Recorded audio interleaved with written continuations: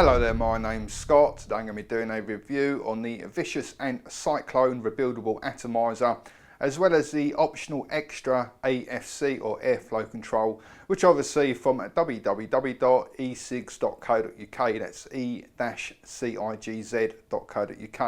Before I started, I must point out I did receive them free of charge for the purpose of conducting a review, but my opinion of products remain true, honest and accurate as always. Okay, let's go straight ahead and show you what's in the box. Okay, so the Vicious and Cyclone comes in a little presentation box, and inside the box you're going to find the actual atomizer, a bag containing 2 foot of candle wire and 2 foot of silica wick, and possibly the world's smallest Allen key.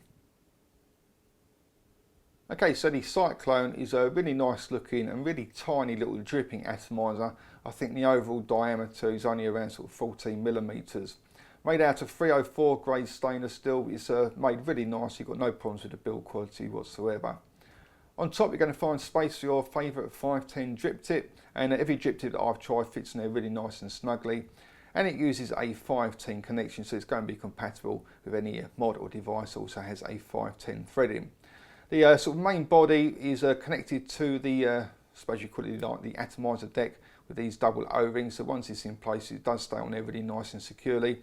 And as you can see, you've got your positive and your negative terminals here for attaching your wick and your coils.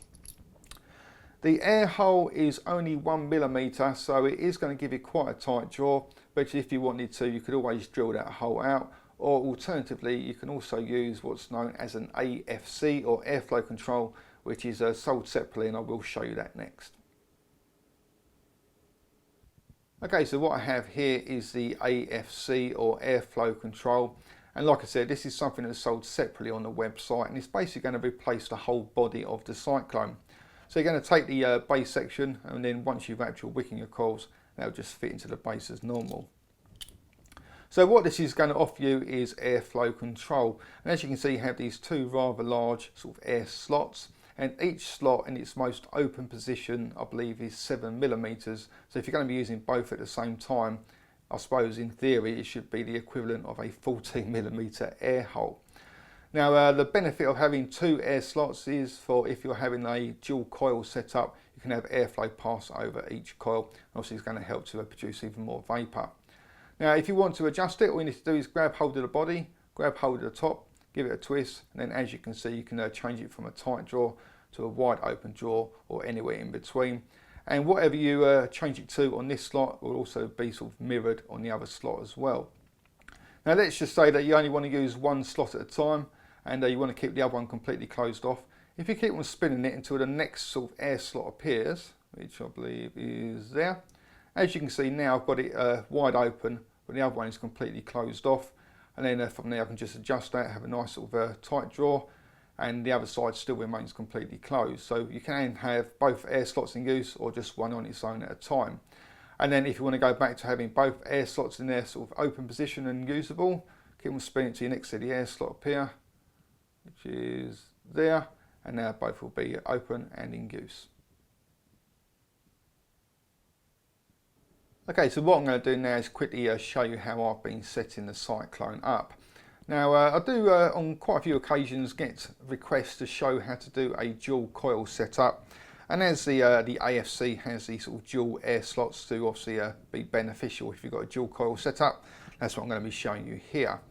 Now the kit does come with its own sort of wick and wire, but I'm going to be using my own stuff, and I've got some 2 millimeter wick here and some 0.20 millimeter candle wire. Okay, so what I've done here is I've just got my wick, folded it over to double it up, and then I'm holding the wire and the wick in between my finger and thumb. I'm just going to wrap 4 coils around the wick. Now I'm using some 0.20 millimeter wire here because I don't want to make the total resistance too low. I want it sort of low but not too low. Now let's just say for example that the resistance of this coil comes out at 1.6 ohms, and I'll make the other wick and wire up at the same resistance. That will then mean that my total resistance is actually going to come out at 0.8 ohms, which is more than low enough for me. Okay, so I'm just going to wrap around sort of 4 coils.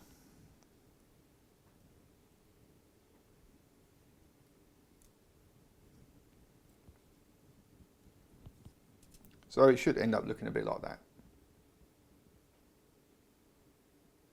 And then I've just repeated the process again, so now I've got 2. Okay, so I've just opened up the 2 terminals, so hopefully you can see there's a bit of daylight going through those 2 little tiny holes. I'm just going to take the first coil and feed each end of the wire through each hole. And this is quite fiddly, especially if you're trying to do it on camera where you can't really see what you're doing. And that's it, it's gone through. Now I'm not going to pull it all the way through, instead I'm going to do it about halfway and then just bend the wires round. Just makes it a little bit easier to insert the next wick and coil. Now this is where things get a little bit tricky, because you need to install the other wick and coil but coming from the opposite side. And these little holes, they are very, very tiny, so you haven't got a great deal of sort of room to manoeuvre. But after a little bit of fiddling, they should go through.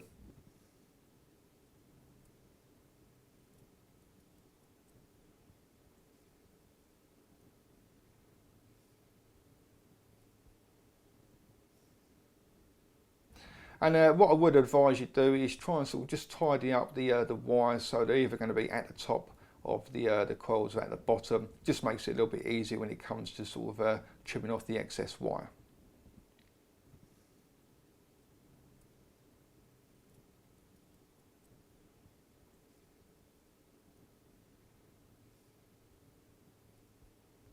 So it should end up looking a little bit like that.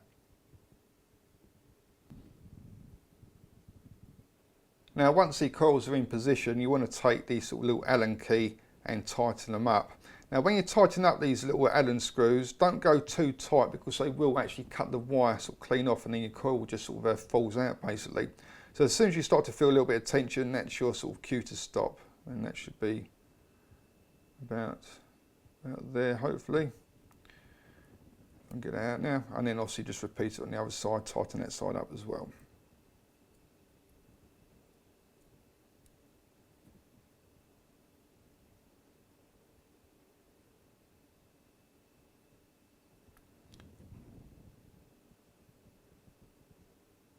Now when it comes to trimming off the excess wire, you can use a pair of cutters, but personally I prefer to grab hold of the wire, give it a bit of a spin, then it should snap off nice and clean right at the terminal. And as you can see, I've already done 3, so I've just got this one left to do.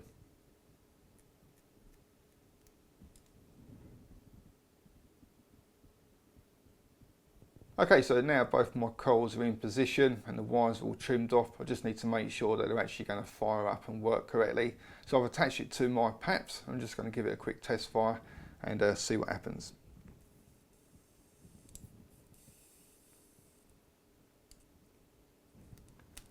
And as far as I can see, in this light anyway, that seems to be okay. Might need a little bit of adjustment. You can see this side's slightly brighter. So if I just give that a little bit of a nudge, it should hopefully sort it out.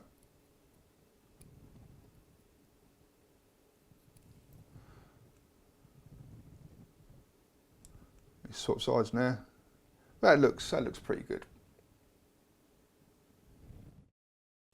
Okay, so as you can hopefully see, I've just trimmed off the wicks here. Now on this side where the terminal is quite close to the edge, I've trimmed the wicks off quite short, whereas on this side I've left them a little bit longer, probably by around sort of 10mm sort of overhang, something like that. And I've also primed them with some e-liquid, and hopefully they're going to be firing up properly, and that seems to be okay. Now all I need to do is attach the AFC, and like with any atomizer, it's important that the air hole, or air slots in this case, line up directly in front of each wick. So I'm just going to slide it over there, and then just position it properly, and that actually looks like it's pretty much spot on, so I don't need to really adjust it anymore. And then just to finish off, attach my oversized drip tip, and that's it, I'm all ready to go. Okay, so that is the Cyclone along with the AFC. Let's go ahead and see what it vapes like.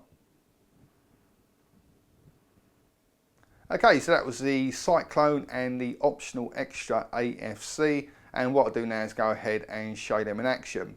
Now I'm going to start off with just the sort of standard sort of Cyclone with the regular body on there with the single air hole, and then I'll talk about that, and then I'll switch it over to the AFC and talk about that as well.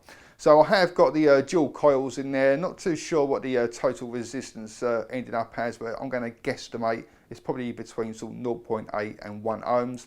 I've already dripped quite a bit of juice in there, some 18mg strength tobacco flavoured e-liquid, just a PG e-liquid. And I'm using it on my Paps Lux. The battery came off the charger probably around an hour ago now, something like that. So it's probably reading, I don't know, sort of 3.8 volts again, sort of guesstimating. But this is the Cyclone with the sort of standard body.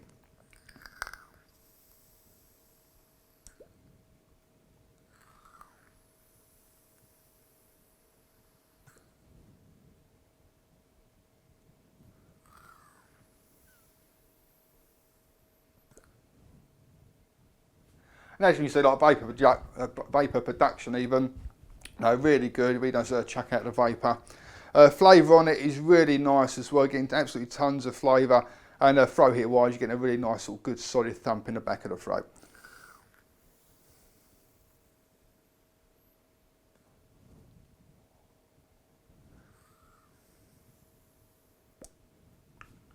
And I need to drip some more juice already. Obviously didn't add quite enough. And typically I haven't brought my juice with me. The only one I've got at the moment is some raspberry lemonade, so I'll have to mix it up with my tobacco. There's a wick, there it is. So this is basically what direct dripping is. It means you're going to be dripping your e-liquid onto the coils or onto the wicks, having a few vapes, and when you start to notice the flavour or the vapour start to diminish, then you're going to sort of repeat the process. You know, it's a little bit of a pain in the arse, direct dripping. I don't really do a great deal of it. It's good for sort of trying out new flavours and things like that, but you know, it is quite a popular practice. And you know, these rebuildable dripping atomizers, you know, are really popular at the moment, so hopefully this will last a little bit longer.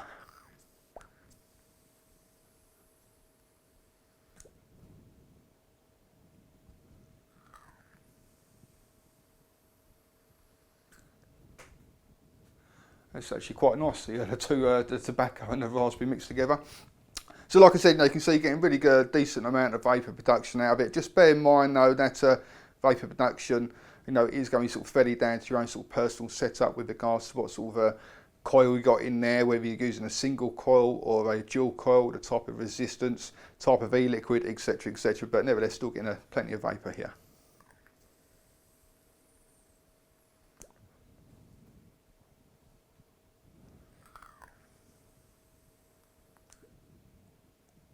Yeah. The drawer with the standard body's got a very sort of small air hole. It's only 1mm, so it is a pretty tight drawer. If I was going to say that one was a loose drawer, 5 was a really tight drawer, it's definitely going to be around sort of 4 or 5, something like that. So it's definitely a tight drawer.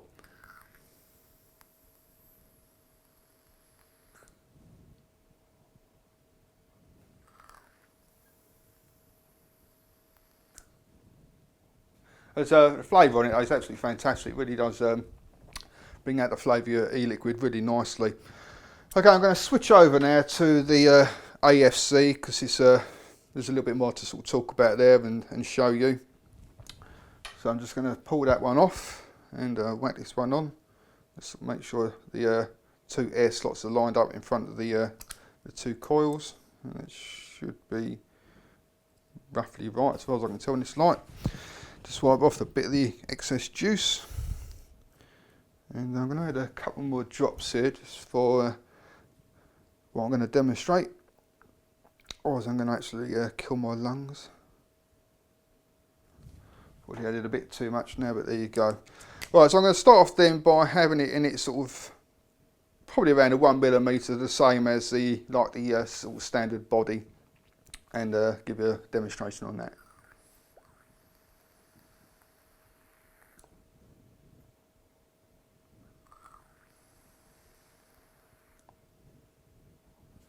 And so as you can see, you can adjust the drawer, have a nice sort of tight drawer, and you're still obviously chucking out plenty of vapour. But for the vapour whores out there, what you can do is put the 2 air slots in the most sort of open position, take a really long direct lung inhale, and you're just going to get absolutely masses of vapour.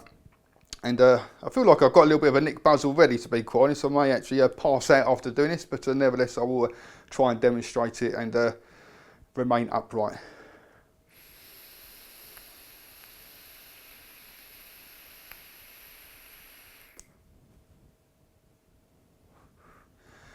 And As you can see, it produces a really nice amount of vapour. It's not my sort of personal choice of vaping experience, but I know there are people who like to do that. So if you do want to create absolutely massive clouds of vapour, put a dual coil setup on there, open up the older air vents or air slots, and that's it. It's quite easily achieved. But I'm going to put it back to a more sort of standard vape, which suits me personally, and hopefully I won't get quite as high as what I'm actually feeling at the moment for some reason.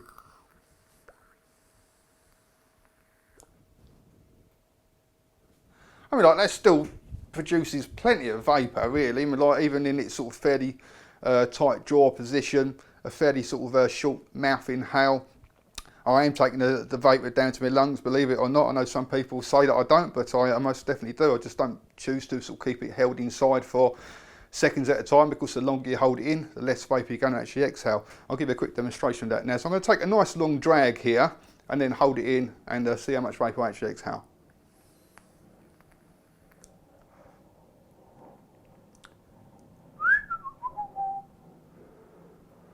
Vapour is wanky. Now I'm going to take a short drag, inhale it and exhale.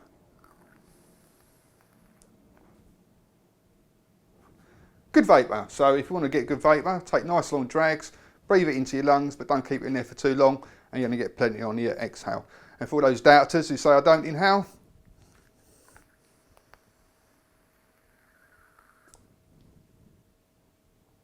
you can go swivel. Anyway, build quality of the Vicious Ant. It's a really nicely made atomizer. It's absolutely tiny in size, a little bit larger when you've got the AFC. It's probably, no size comparison, like it's almost, well, it's not double it, but it's getting, it feels like it's almost sort of double the size of it. Looks a little bit better when it's on the PAPs, when you've got the AFC attached to it, but a really nice little atomizer. Obviously you can put a single wick on there, you can put a dual wick on there. You can, if you're going to use it with the AFC, you can have a tight draw, you can have an open draw. You can produce absolutely tons of vape, well, you can produce a nice amount of vapour, you know, so it has got sort of plenty of options to it as well. And you know, getting absolutely plenty of flavour, really nice, a good sort of solid throw hit as well. And I've got nothing really bad to say about it. It's a really nicely made and a really good performing little dripping atomizer.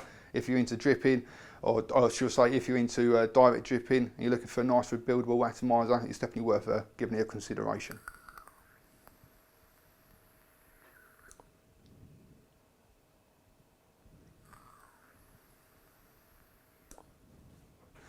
And I'll finish off by just opening up the old air vents again and doing another big direct inhale.